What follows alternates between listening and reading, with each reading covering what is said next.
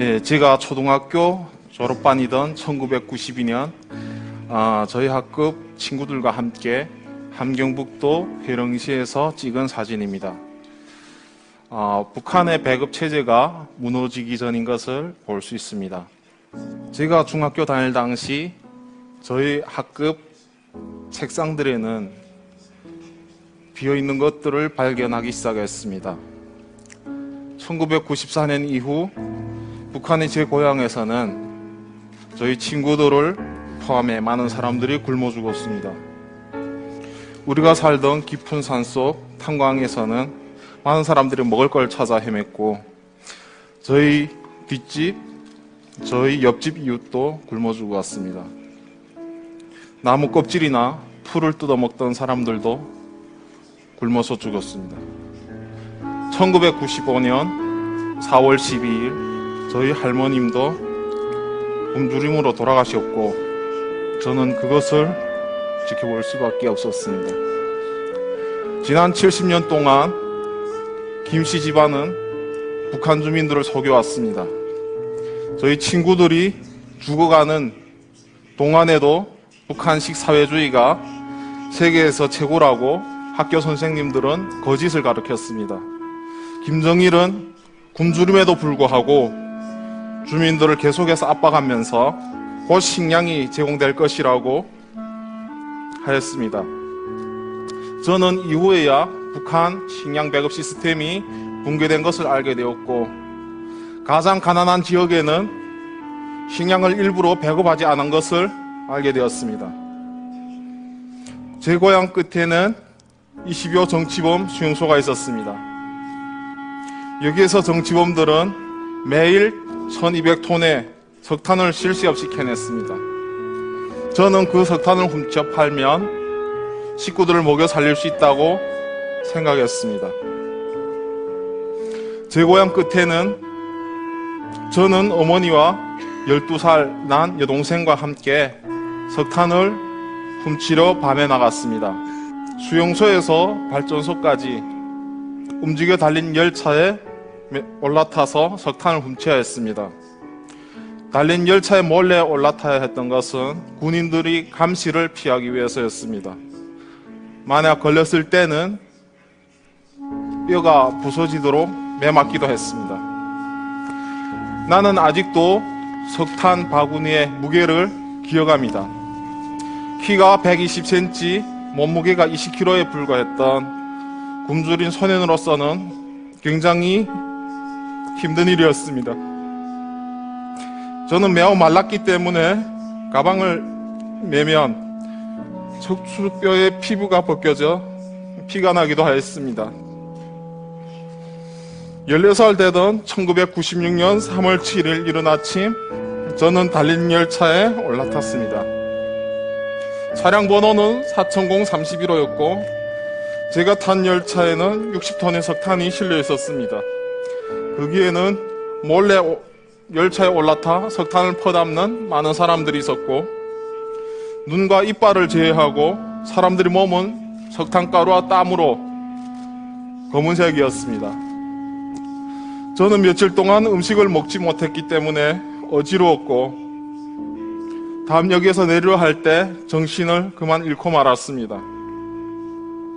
정신을 차렸을 때 두 철로 사이에 저는 누워져 있었고, 왼쪽 다리로는 열차가 지나갔습니다. 다리는 잘려서 조금 매달려 있는 그런 상황이었고, 숨을 쉴 때마다 피가 쏟아져 나왔습니다. 그때의 두려움은, 고통은 말할 수 없습니다. 다리를 잡아 피를 멈추려 했지만 왼손이 세 개 잘려나간 것을 발견하였습니다. 그것으로도 피가 쏟아져 나왔습니다. 저는 어머니, 아버지, 여동생을 차례로 불러가면서 살려달라고 고함을 질렀습니다. 북한의 영하의 날씨는 상처를 더욱 고통스럽게 했습니다.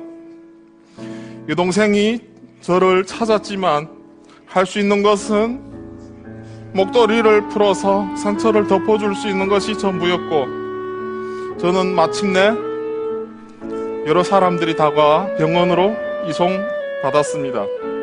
병원에 도착해서도 계속 춥고 목이 말랐습니다. 병실에 놓여있던 수술 도구들이 여전히 기억납니다. 수혈도 없었고 마취제도 없었습니다. 제 다리 뼈를 톱으로 썰던 그 떨림이 지금도 생생합니다. 수술용 메스가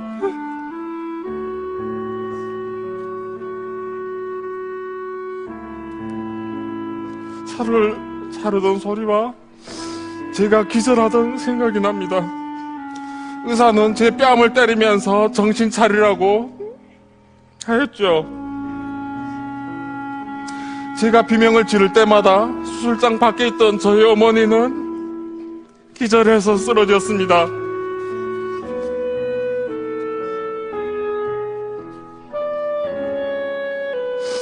의사는 약이 없이 저를 집으로 보냈고, 우리는 항생제를 살 돈이 없었습니다. 수술 뒤 하루하루 생존하는 것은 죽음보다도 힘들었고, 항생제 없이 마취제 없이 매일 밤 고통에 울었습니다. 죽여달라고 하다가 아침이 되어서 잠들기도 하였습니다.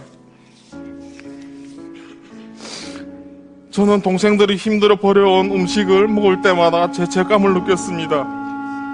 북한은 여전히 기아에 시달렸고, 당간부를 제외하고 모두가 굶주리고 있었습니다.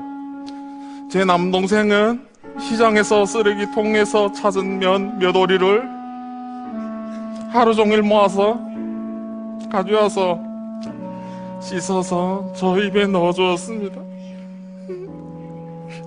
저는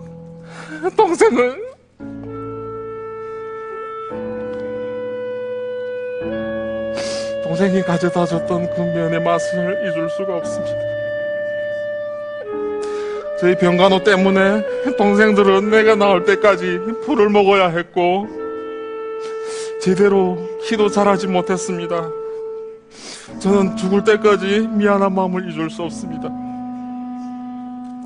여름이 되자 제 잘린 다리 부위에는 살들이 괴사하기 시작했습니다. 악취가 났고 뼈 조각이 살 밖으로 튀어나왔습니다. 사고가 나고 240일이 지난 11월에서야 고통은 수그러들었습니다. 저는 미래가 없다고 생각했고 꿈을 잃었다고 생각했습니다. 한때는 자살하려고도 생각했습니다. 더 이상 가족에게 부담이 되어서는 안 된다고 생각하고 2000년에 저는 중국으로 목발 짚고 건너갔습니다. 몇 킬로그램의 쌀을 구해왔고, 중국에서는 우리 가족보다 개들이 더 잘 먹고 있다는 것을 알게 되었습니다. 북한에 돌아와서 저는 경찰에 잡히게 되었고, 경찰은 너 같은 병신이 중국 땅으로 넘어가서 구걸을 한 것은 공화국의 수치라고 이야기했습니다. 다리가 없는 제가 중국에 가서 구걸한 것이 나라와 수령의 이미지를 망쳤다는 것입니다. 저는 제 가져온 쌀을 압수당했고 고문을 당했습니다. 저와 같이 잡힌 다른 사람들보다도 더 심한 고문을 당했고, 저는 그것이 마음에 큰 상처가 되었습니다. 그런 불의가 저를 북한을 탈출하게 하였고, 2006년 목발을 짚고 남동생과 함께 탈북하였습니다. 떠나기 전 저희 아버지와 함께 술 한 잔을 나눴던 기억이 납니다. 아버지는 눈물을 보이셨고 저도 기약이 없는 길이었기에 함께 포옹하고 울었습니다. 제 동생과 저는 북쪽으로 두만강을 건넜습니다. 목발을 들고 건넜고 갑자기 깊은 곳에 물에 빠졌습니다. 수영할 줄 몰랐던 저는 물에 기감겼고, 남동생이 제 머리채를 잡고 끌고 두만강을 건넜습니다. 동생이 감사한 거죠. 목발을 짚고 중국 라오스 만마 6,000km를 이동해 태국에 도착했습니다. 여정 끝에 가장 어려운 점은 이제 라오스 국경을 넘을 때였습니다. 목발이 너무나도 힘들어서 죽고 싶었고 북한에서 태어난 것이 원망스러웠고 그때 누구도 저 같은 고통을 당하지 않도록 노력하겠다고 맹세하고 기도했습니다. 2006년 7월 저는 긴 여정 끝에 대한민국에 도착하였고 서울에 오게 되었습니다. 그때 가장 큰 소원은 우족과 우수를 갖는 것이었습니다. 대한민국 정부에서는 곧 그것을 제공해 주었습니다. 저는 이 기쁨을 아버지와 함께 나누고 싶어서 북한에 연락을 취했습니다. 마침내 고향의 지인들하고 연락이 닿았지만 아버지가 돌아가셨다는 충격적인 이야기를 듣게 되었습니다. 저희 가족이 중국으로 탈북했고 아버지가 마지막으로 탈북하다가 붙잡혔고 보위부에서 고문을 당했습니다. 행방을 찾기 위해서 계속된 고문 끝에 아버지는 돌아가셨고 아버지는 가족이 없었기 때문에 들것에 실려 빈집에 시신을 두고 갔다고 합니다. 제 가족이 비극과 저희 장애에도 불구하고 저는 포기하지 않았습니다. 저는 당당히 다시 걷고자 하는 어릴 적의 소원을 이루었습니다. 아버지는 제가 대학에 가기를 원하셨는데 저는 대학교를 졸업하고 그 소원을 풀어드릴 수 있었습니다. 자유 대한민국에 도착해서 저는 북한의 장애인과 북한 인권의 대변자가 되어야 된다고 책임을 느꼈습니다. 그래서 저는 작은 사무실에서 친구들과 함께 나우를 창립하고 지난 4년간 저와 같았던 어린아이, 장애인, 여성을 이제 중국을 통해 이제 탈북시켰습니다. 그 수는 100명을 넘습니다. 북한은 인민들은 인터넷이었기 때문에 우리는 진실, 문화, 지식을 라디오를 통해 북한으로 알리고 있습니다. 북한 내에 진실을 알리는 것이 중요할 뿐 아니라 북한 밖의 소식을 알리는 것도 중요합니다. 장마당과 라디오가 북한 정보를 알 때 북한은 변할 것이라고 생각합니다. 저는 오늘 죽음의 위기에서 모든 것을 이겨내고 이 자리에 섰습니다. 이것이 제가 1만 킬로를 건너서 의지해온 목발입니다.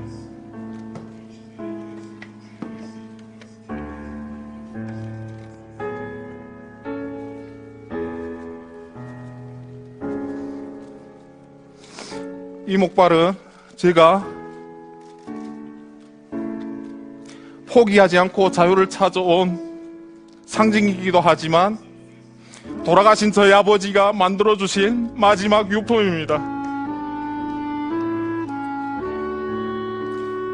나는 북한의 자유를 위해서 내가 선자리에서 할 수 있는 최선을 다하겠습니다. 중요한 것은 여러분들이 북한을 위해서 함께 해줄 때 북한 주민들의 자유가 깃들 것이라고 생각합니다. 여러분 동참해 주세요. 여러분 함께 해주세요. 감사합니다. 땡큐.